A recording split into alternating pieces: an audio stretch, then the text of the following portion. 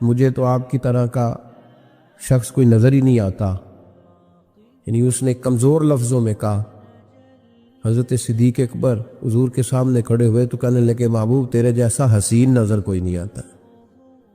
اب اس کے پاس چونکہ بوجھ تھا تو اپنے لفظوں میں بات کر رہا تھا، اس کی جو دل کی بات تھی وہ الفاظ بن کے آ چکی تھی. حضرت صدیق اکبر کے دل میں محبت تھی تو وہ اپنے لفظوں میں بات کر رہے، اپنے جملوں میں اس کا اظہار کر رہے. یاد رکھیے گا انہوں نے اس طرح محبت کی جس طرح محبت کرنے کا حق ہوتا، یعنی ہر چیز ہی، مال بھی دے دیا، اولاد بھی دے دی، سارے بچے نبی پاک کی غلامی پہ لگا دی، غلام بھی سارے حضور کے پیچھے لگا دیے، بس نبی پاک کی ڈیوٹی کرنی ہے. ہزاروں دینار کا نقصان اٹھایا لیکن نبی پاک صلی اللہ علیہ وسلم کی غلامی پر ہر چیز کو ترجیح دی. بات تو ہم نے بڑی دفعہ سنی ہے پر کبھی اس کے حسن کو بھی ملاحظہ فرمائیے نا، کبھی ذرا ملاحظہ فرمائیے نا. لوگ پیار کرتے ہیں، محبت کا دعویٰ کرتے ہیں، لیکن کہتے ہیں بھئی رستے رستے کی محبت ہے، یہاں مجھے 5,000 کا نقصان ہو رہا ہے، یہاں نہیں میں محبت کر سکتا. یہ نقصان 5,000 کا کون برداشت کرے؟ محبت ضرور ہے پر اب اتنا نقصان کون برداشت کرے؟ جناب صدیق اکبر کا کمال دیکھیے کہ مال کا نہیں جان کا نقصان برداشت کرنے کو بھی تیار ہے. کچھ لوگ ایسے ہوتے ہیں کہتے ہیں آگے خطرہ ہے تو ہمیں نہیں جانا چاہیے. غار ثور میں جب نبی پاک صلی اللہ علیہ وسلم کو لے کے پہنچے نا حضرت صدیق اکبر، 5,413 فٹ اونچی غار ہے. جب حضور ذرا سا چلے تو قدموں کو تکلیف ہوئی تو عرض کرنے لگے حضور آپ میرے کندھوں پہ بیٹھ جائیں. پباں پار قدم نہیں لاؤندا تے سور پہاڑ تے چڑھے آ جاندا، او پہ آ جاندا دے یار نبی دا، اے اصلی دلدار نبی دا. حضور کو لے گئے اور جب غار ثور پہ پہنچے تو کہنے لگے حضور مجھے اندر خطرہ لگتا ہے، آپ ٹھہریں پہلے میں جاتا ہوں، پہلے میں جاتا ہوں. جناب صدیق اکبر تشریف لے گئے اور دیکھیں نا سالوں پرانی غار پڑی تھی، اس میں بڑا کچھ تھا، لیکن جناب صدیق اکبر نے پگڑی پھاڑ پھاڑ کے غار صاف کی. پھر جہاں سوراخ تھے نا، خطرہ تھا کہ کوئی سانپ بچھو نہ نکل آئے، وہاں چھوٹے چھوٹے ٹکڑے رکھ کے غار کو بند کیا. جب مکمل تسلی کر لی تو کہا حضور اب آپ تشریف لے آئی. اب جب غار سے نکلے نا جانے کے لیے، اس انداز کو بھی ذرا دیکھیں. لوگ آج خشک دین کے بڑے قائل ہیں، کہتے ہیں بس ٹھیک ہے نماز پڑھنی چاہیے، روزہ رکھنا چاہیے، اتنی لمبی باتیں، آپ معرفت کی بات کرتے ہیں، آپ محبت کی بات کرتے ہیں، آپ وارفتگی کی بات کرتے ہیں. کچھ لوگوں کو تو لفظ عشق کی بڑا برا لگتا ہے، وہ اس جملے تک جانا ہی پسند نہیں کرتے. او خدا کے بندو یہ بھی تو انداز دیکھو نا صحابہ کا. جب نبی کریم سید عالم صلی اللہ علیہ وسلم کو لے کے وہ نکلے نا غار ثور سے تو حضور کے ساتھ ساتھ چل رہے تھے، تو کبھی نبی پاک کے آگے جاتے تھے، کبھی حضور کے پیچھے، کبھی دائیں کبھی بائیں. تو محبوب کو پتہ ہے، پھر بھی پوچھا ابو بکر یہ کیا کر رہے ہو؟ تو عرض کرنے لگے حضور مجھے شک ہے کہ کافر طاق میں چاہتا ہوں اگر آگے سے تیر آئے تو وہ بھی میرے سینے پہ لگ جائے. پھر مجھے خیال آتا ہے ہو سکتا ہے پیچھے سے آ جائے تو پیچھے ہٹتا ہوں کہ اگر پیچھے سے کوئی نیزہ آئے تو وہ بھی مجھے ہی لگ جائے، کوئی دائیں سے آئے تو وہ بھی مجھے لگ جائے، کوئی بائیں سے آئے تو مجھے لگ رہی. طبیعت نہیں چاہتی کہ آپ کو ذرا سی بھی تکلیف پہنچے. یہ ذائقہ جب نبی پاک کے لیے لوگوں کے دلوں میں پیدا ہوتا ہے تو پھر اللہ تبارک و تعالیٰ دین کی روشنی روح تک عطا فرما دیتا. امام فخر الدین رازی نے لکھا ہے، سینکڑوں سال پہلے کے مفسر، اب تو لوگ سارا کچھ کھاتے میں ڈال دیتے ہیں نا کچھ مخصوص لوگوں کی. امام فخر الدین رازی نے لکھا، دیکھیں بات بڑی سادی سی ہے، لیکن حضرت ابوبکر صدیق کا بھی اپنا ذائقہ ہے. حضور نے انگوٹھی دی، کہا جاؤ اس انگوٹھی پہ نا اللہ کا نام لکھوا لاؤ. پہلے یہ بتائیے کہ چھوٹے چھوٹے کام اتنے بڑے بڑے لوگوں کو بھی بتائے جاتے ہیں.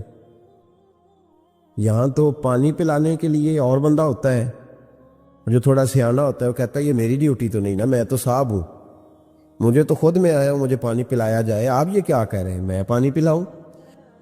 حضرت ابوبکر صدیق رضی اللہ تعالیٰ عنہ کو نبی پاک کام بتاتے تھے، اپنے ذاتی چھوٹے کام جو کوئی بچہ بھی کر کے آ سکتا، لیکن یہ بھی میرے محبوب کی محبت ہے. فرمایا جو میری ذات کے تعلق سے کام ہوگا وہ میرا ابو بکر ہی کر کے آئے گا.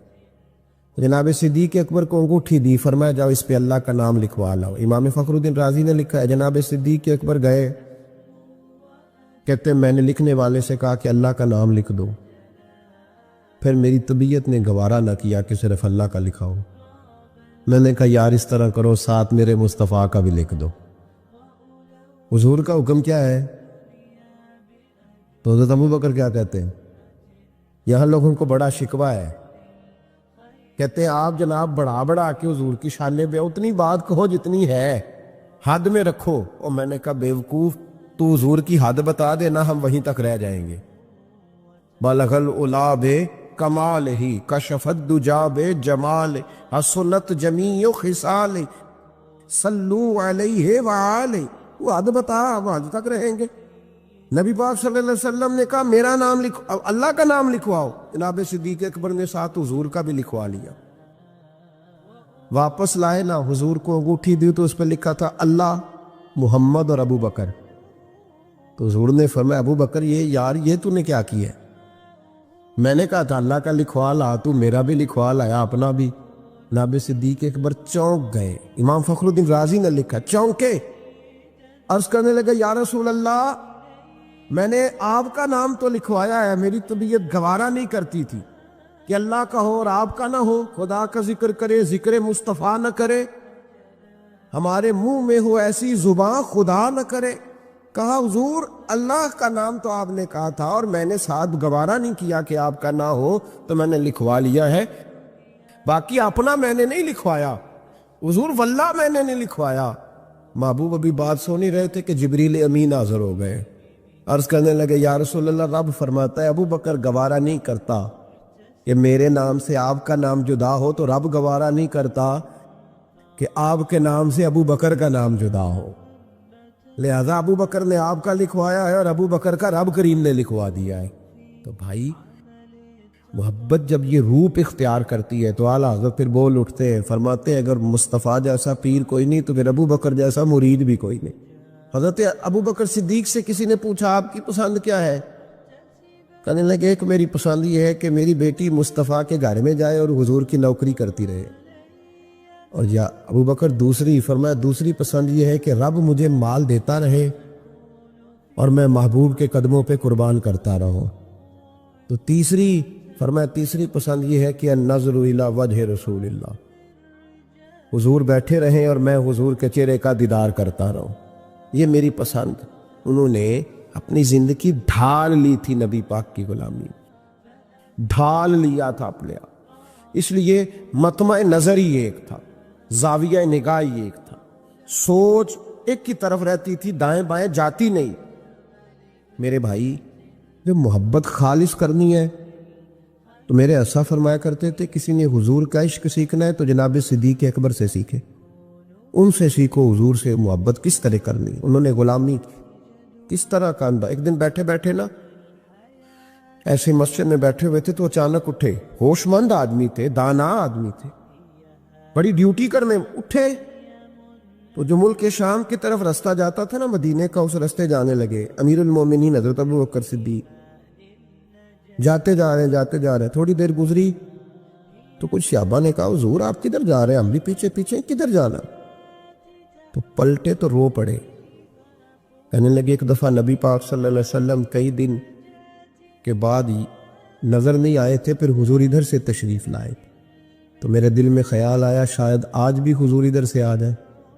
تو میں چلا سب روگاں دا روگ محمد جس کا نام بچھوڑا. کہا میں جب بہت علیل ہوئے نا حضرت صدیق اکبر تو جناب عمر فاروق رضی اللہ تعالیٰ انہوں نے ایک طبیب بلایا ملک شام سے. کہا اسے دیکھو تو صحیح، روز بروز کمزور ہوتے جا رہے ہیں. تو طبیب دیکھ کے کہنے لگا مرض تو کوئی نہیں لیکن ان کا دل بے چین، ان کی روح پریشان ہے، یہ کسی سے بچھڑے ہوئے لگتے ہیں. تو حضرت عمر کہنے لگے صدیق کیا بات ہے یار، کس سے بچھڑے ہو؟ تو جناب ابو بکر نے آنکھ کھول کے دیکھا، فرمایا تجھے تو جیسے پتہ ہی نہیں، تمہیں تو جیسے خبر ہی نہیں. تو حضرت عمر بھی رو پڑے. بھائی محبت کی تو ٹوٹ کے نبی پاک صلی اللہ علیہ وسلم کے ساتھ ان کی وفاؤں کا رشتہ رہا تو پھر حد درجے کا رہا، ہر چیز قربان کی. یہ جو لوگ سوچ سمجھ کے چلتے ہیں نا وہ بیچارے اپنے ذائقے کھو بیٹھتے ہیں سارے. حضرت صدیق اکبر رضی اللہ تعالیٰ عنہ کی زندگی بتاتی ہے کہ حضور کی غلامی کرو تو کھل کے کرو، ڈٹ کے کرو، پھر جو بچا بچا کے رکھتے ہیں ان کے پاس کچھ بھی نہیں رہتا۔ خود محبوب پاک صلی اللہ علیہ وسلم نے فرمایا حضرت اسماء بنت ابی بکر صدیق سے، فرمایا رب کے رستے میں جب دے تو گن گن کے نہ دیا کر، ورنہ وہ بھی تجھے گن گن کے ہی دے گا، اور کوئی چیز بچا کے نہ رکھ، اس کے رستے میں بے حساب دے، وہ بھی تجھے بے حساب ہی عطا فرمائے گا۔ ہم محبت میں بھی کنجوسی کرتے، سوچ سمجھ کے تھوڑی سی، وہ کس طرح کی محبت ہے جس میں بندہ سوچ رہا ہے، غور کر رہا ہے، ارادہ کر رہا ہے، تیاری کر رہا ہے، دیکھ رہا ہے، پرکھ رہا ہے، وہ کیسے آگے بڑھے؟ غلامی تو غلامی ہوتی ہے، غلاموں کی سوچیں اپنی نہیں ہوتی، سوچیں بھی غلام ہوتی ہیں۔ غلام جو ہوتے ہیں وہ اپنے محبوب کی رضا کی طرف توجہ رکھتے ہیں، دائیں بائیں لوٹ کر پلٹ کر ان کا مزاج نہیں ہوتا۔ حضرت ابو بکر صدیق رضی اللہ تعالیٰ عنہ نے محبوب پاک سید عالم صلی اللہ علیہ وسلم کی غلامی کی، ہر لحاظ سے کی، ہر وقت کی، ہر طریقے سے کی۔ امت مسلمہ اگر غلامی کا طریقہ سیکھے گی تو جناب صدیق اکبر سے سیکھے گی۔ حضرت صدیق اکبر بتلائیں گے کہ محبوب کریم سید عالم صلی اللہ علیہ وسلم کی غلامی کس طرح کرنی ہے۔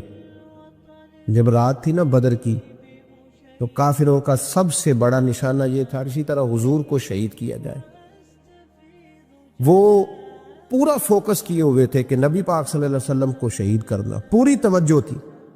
تو صحابہ کہتے ہیں کہ ہم نے ارادہ کیا کہ حضور کے لیے علیحدہ سے خیمہ بنایا جائے، چھپر بنایا جائے۔ حضور کے لیے وہ ہم نے چھپر بنا دیا، محبوب اس کے اندر قیام کرنے لگے۔ اب خیال یہ تھا کہ یہاں ڈیوٹی کون کرے گا، ڈیوٹی کون کرے گا، یہاں کون ٹھہرے گا، یہاں یہ بڑے خطرے والی جگہ ہے، یہاں کون ٹھہرے گا۔ فرماتے ہیں جب گفتگو ہونے لگی تو جناب صدیق ایک بار فٹافٹ بولے، کہنے لگے تمہیں ضرورت کیا ہے انتخاب کرنے، میں جو ہوں، جب تک میں موجود ہوں کسی کافر کی ضرورت ہی نہیں مصطفیٰ کے خیمے کی طرف بھی دیکھ سکے، طاقت ہی نہیں۔ وہ آگے بڑھ کے ان جگہوں کا انتخاب کرتے، اس طرف ان کی توجہ رہتی۔ میرے محبوب پاک علیہ الصلاۃ والسلام ان پر اعتماد کرتے۔ 17 نمازیں نبی پاک نے جناب صدیق اکبر کے پیچھے ادا فرمائیں، 17 نماز۔ اور جناب ابو بکر کا بھی یہ حال تھا۔ آج تو باہر کھڑے ہو کے سلام پڑھو تو کچھ لوگ کہتے ہیں سلام آپ پڑھ لیں، کھڑے کیوں ہوتے ہیں؟ کھڑے ہونے سے دقت ہونے لگی۔ میں نے کہا چلو بیٹھ کے پڑھ لو بھائی، اگر اتنی سی بات صحیح آپ کو دشواری ہے۔ حضرت صدیق اکبر رضی اللہ تعالیٰ عنہ نماز پڑھا رہے تھے، محبوب پاک سید عالم صلی اللہ علیہ وسلم تشریف لے آئے، حضور ایک صلح کے لیے گئے، فرمایا مجھے دیر ہو گئی تو کسی کو ابو بکر سے کہنا نماز پڑھا لے۔ تو کہتے ہیں حضور کو دیر ہو گئی، جناب بلال نے اقامت کہی تو حضرت صدیق اکبر مصلی پہ کھڑے ہو گئے۔ ابھی 2 ہی رکعتیں پڑی تھی کہ حضور تشریف لے آئے۔ جس صف سے حضور گزرتے رہے صحابہ رستہ چھوڑتے رہے۔ دوران نماز ہی محبوب پہلی صف کے قریب آئے تو جناب صدیق اکبر نے قدم پیچھے ہٹایا، عین نماز میں، عین نماز۔ حضور نے فرمایا ابو بکر مکمل کرو نماز، پھر قدم ہٹایا، تیسری دفعہ پھر کہا، پھر قدم ہٹایا۔ جناب صدیق اکبر پیچھے ہٹ گئے۔ محبوب نے نماز مکمل کرائی اور فرمایا میں نے جب کہا تھا مکمل کراؤ تو کیوں نہیں کرائی؟ کیا خوبصورت انداز ہے۔ کہنے لگے یا رسول اللہ اب ابو قحافہ کے بیٹے کی اتنی ضرورت تو نہیں نا کہ مصطفیٰ کا امام ہی بن جائے، مجھے بتائیے ہانپتے کانپتے لرزتے سہمے ڈرتے کب کپی وجود پہ طاری ہوئی بندے میدان محشر میں جمع ہو۔ انہوں نے خبر ہو کہ ڈائری تو کھل گئی، آڈیو ویڈیو تو چل گئی، پتہ تو سارا آ گیا، فرشتے دفتر اعمال لے کر پہنچ گئے، چھوٹی سی چھوٹی ذرے کے برابر بھی کوتاہی تو یہاں تک آ گئی۔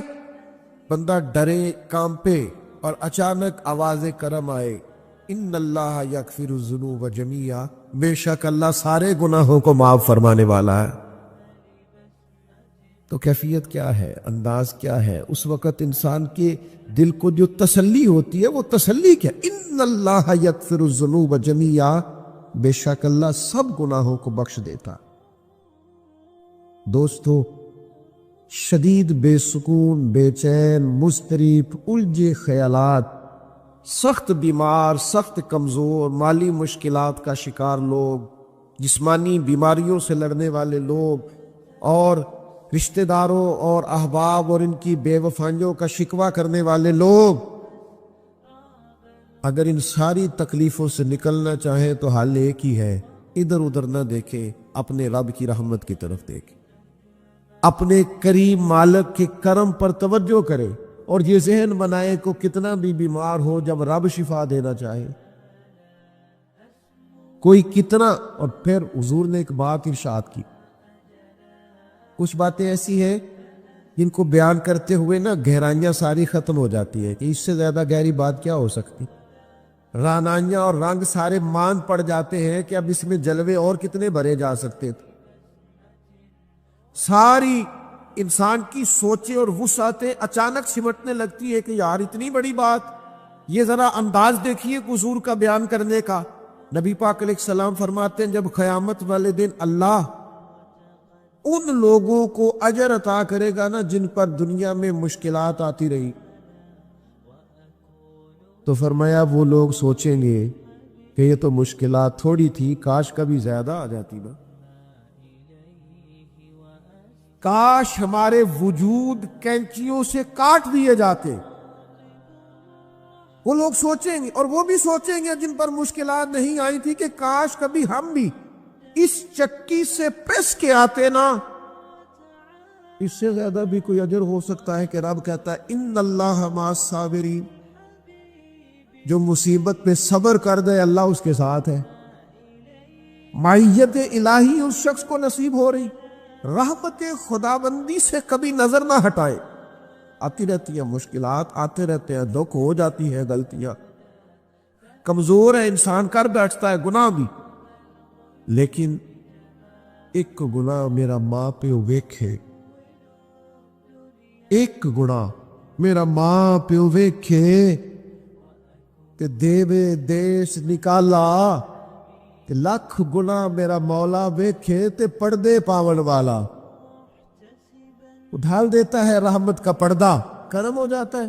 رحمت الہی سے کبھی توجہ نہ ہٹے، اپنے دل کو ٹھنڈا رکھنے کے لیے، طبیعت کو سکون میں رکھنے کے لیے رحمت۔ حضور علیہ السلام فرماتے ہیں بندے سے غلطی ہو جاتی ہے، پھر وہ اللہ کی بارگاہ میں توبہ کرتا ہے تو رب فرشتوں سے فرماتا ہے میرے بندے کو پتا ہے کہ میرے علاوہ معاف کرنے والا کوئی نہیں، تو دیکھو نا وہ آ گیا، تو فرشتے اپنے مالک کی بات کی طرف متوجہ ہوتے ہیں، تو رب فرماتا ہے گواہ ہو جاؤ میں نے اسے معاف کر دیا ہے۔ حضور فرماتے ہیں اس بندے سے پھر غلطی ہو جاتی ہے، وہ پھر عرض کرتا ہے مالک بھول گیا تھا، غلطی ہو گئی، خطا ہو گئی، گناہ ہو گیا، تو اللہ فرماتا دیکھا نا میرے بندے کو پتا ہے میرے سوا معاف کرنے والا کوئی، تو جاؤ گواہ ہو جاؤ میں نے معاف کر دیا۔ حضور فرماتے تیسری بار پھر غلطی ہو جاتی، یہ پھر آ جاتا ہے، اسی تے میں دسو جڑا 3 واری آوے وہ لاج کی ہے، اسی کہنے ہیں تو باز آنا، کہنے ہیں کہ نہیں تو نے ٹھیک ہونا، تو نہیں ٹھیک ہو سکتا، تو نے نہیں باز آنا، تیرا علاج اب جا دوڑ جا، تیرا کوئی حل نہیں۔ حضور فرماتے 6 بار آ گیا، تیسری بار آ کے کہتا اللہ معاف کر دے، تو اللہ کہتا ہے پتہ نا میرے بندے کو میرے علاوہ معاف کرنے والا کوئی نہیں، گواہ ہو جاؤ میں نے اسے معاف کر دیا۔ گویا وہ جب جب آتا رہتا ہے رب تب تب اسے معاف فرماتا رہتا۔ رحمت دا دریا الہی، یہ درویشوں نے جو باتیں کی ہیں بڑی سوچ سمجھ کے کی۔ رحمت دا دریا الہی